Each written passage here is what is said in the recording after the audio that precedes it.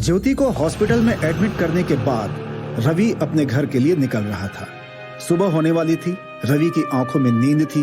उसे ये पता नहीं था कि जिस वक्त वो हॉस्पिटल से बाहर निकला उसी वक्त राम्या हॉस्पिटल पहुंच चुकी थी।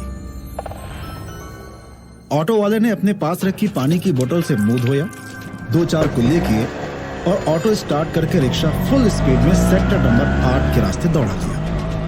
और थोड़ी दूर पर खड़ा वही बाइक वाला जो पहले राम्या की फोटो खींच रहा था, उसने अब अपनी बाइक को रवि के ऑटो के पीछे लगा दिया था। राम्या दबे पांव अस्पताल के इमरजेंसी वार्ड में पहुंची। लगभग 5:15 हो रहे थे और थोड़ी देर में अब सुबह होने ही वाली थी। रिसेप्शन एरिया में बैठी बूढ़ी नर्स भी अब ऊँग रही थी। अलग अलग लोगों की खर्राटों की आवाज से अस्पताल का वो कॉरिडोर गूंज रहा था।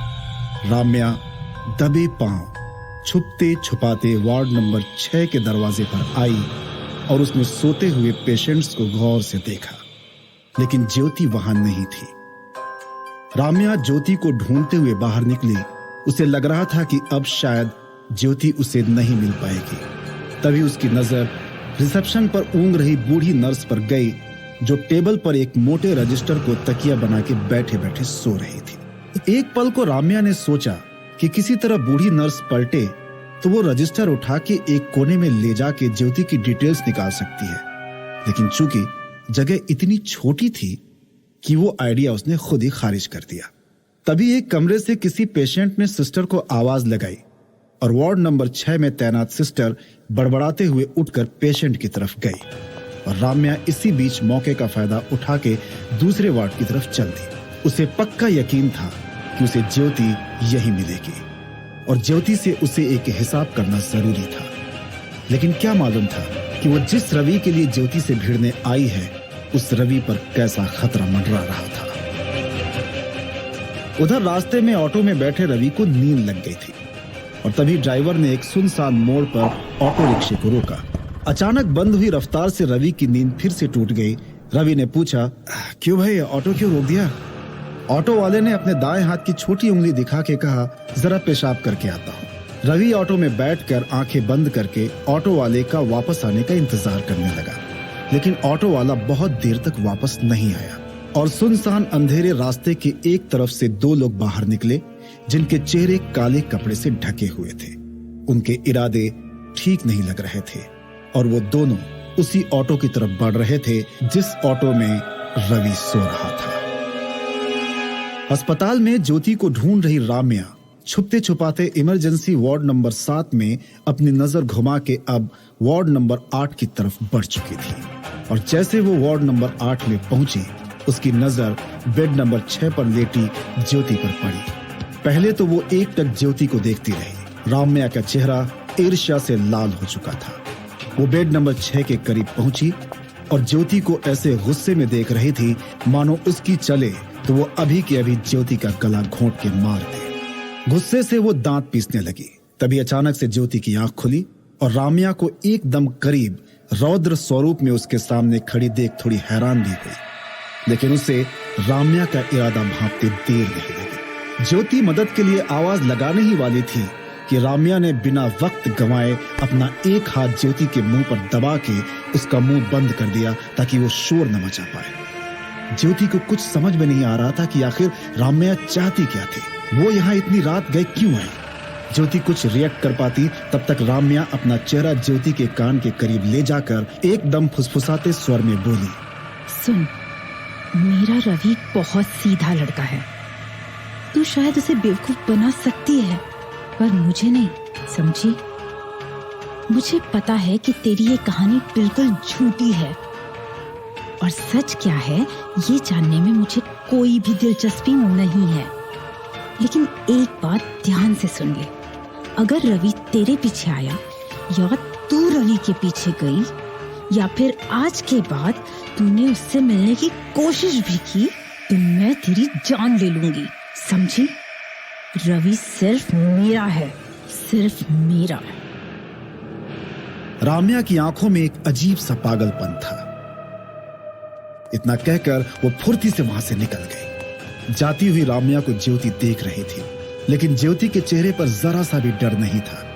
अभी अभी राम्या जान लेने की धमकी देकर गई थी, लेकिन ज्योति पर जैसे उसका कोई असर नहीं था, बल्कि ज्योति के चेहरे पर एक रहस्यमयी मुस्कान थी। ज्योति के भाव साफ थे कि उसकी ये मुस्कान राम्या के पागलपन की वजह से नहीं थी, वजह कुछ और थी, और भी कोई बड़ा रहस्य था। ज्योति के चेहरे के भाव देखकर ऐसा लग रहा था जैसे वो किसी भयानक खेल का प्रारंभ कर चुकी थी।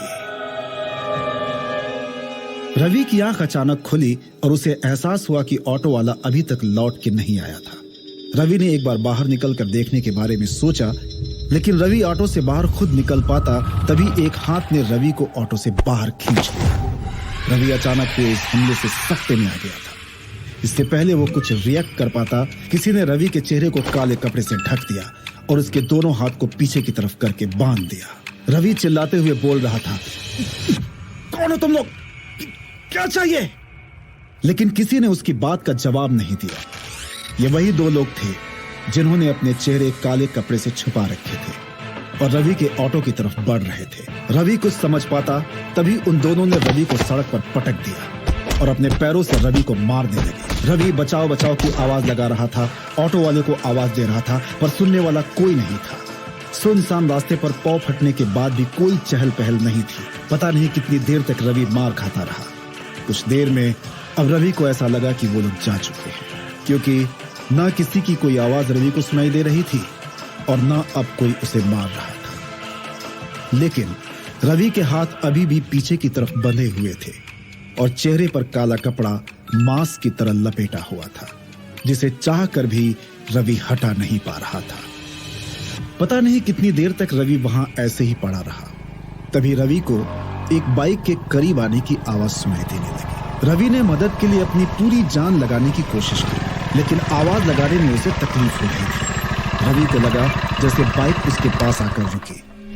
कोई बाइक से उतरकर चलता हुआ रवि के पास आ रहा था। तभी किसी ने रवि के चेहरे से वो काला कपड़ा हटाया। रवि ने अपने शुभचिंतक का चेहरा देखा। ये कोई 27 साल का लड़का था, जिसने सड़क के बीच रवि को इस हालत में पड़े देखा तो मदद के लिए आ गया। अभी तो रवि को ये एक बड़ी मदद लग रही थी, क्योंकि रवि को यह नहीं मालूम था कि यही बाइक वाला राम्या के पीछे था, जो राम्या की फोटो खींच रहा था। और जब रवि हॉस्पिटल से निकला था तो इसी बाइक वाले ने रवि का पीछा किया था। रवि उसके इस पूरे क्रियाकलाप से अनजान था। इस समय तो ये लड़का रवि के लिए साक्षात भगवान का रूप था। लड़के ने रवि के हाथ खोल दिए और अपनी बाइक से पानी की एक बोतल निकालकर रवि को दी। रवि ने पानी पिया तो उसकी जान में जान आई। रवि को बहुत चोटें आई थी। उसके होंठ सूजे हुए थे, शरीर में जगह जगह दर्द हो रहा था। बाइक सवार लड़के ने रवि से पूछा, भाई क्या हुआ, यहां कैसे गिर गए? और ऐसे सड़क के बीचों बीच? कोई अदावत थी क्या किसी से, हैं? लड़के के सवालों के जवाब रवि के पास नहीं थे। रवि उठने की कोशिश कर रहा था। बाइक सवार ने उससे फिर पूछा, आप बोलो, वहां मैं आपको छोड़ देता हूं। लेकिन रवि के दिमाग में अभी तरह तरह के सवाल घूम रहे थे। वो ये सोच रहा था कि कल रात जब वो अस्पताल से निकला, ऑटो में बैठा, ऑटो वाला किसी मोड़ पर पेशाब करने रुका और फिर कुछ लोगों ने उस पर हमला किया। और आखिर क्यों, किस इरादे से वो लोग आए होंगे?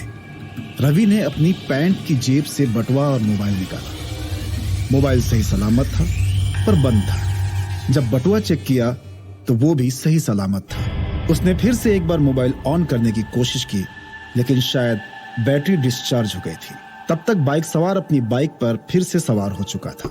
उसने हेलमेट पहनी और फिर से पूछा, भाई साहब कहीं छोड़ना है तो बैठ जाइए, आपको छोड़ देता हूं। रवि इसी दुविधा में उस बाइक सवार के पीछे बैठ गया। सुबह हो चुकी थी। अब रास्ते पर वाहनों की आवाजाही दिख रही थी। बाइक सवार ने पूछा, कहां छोड़ दूं आपको?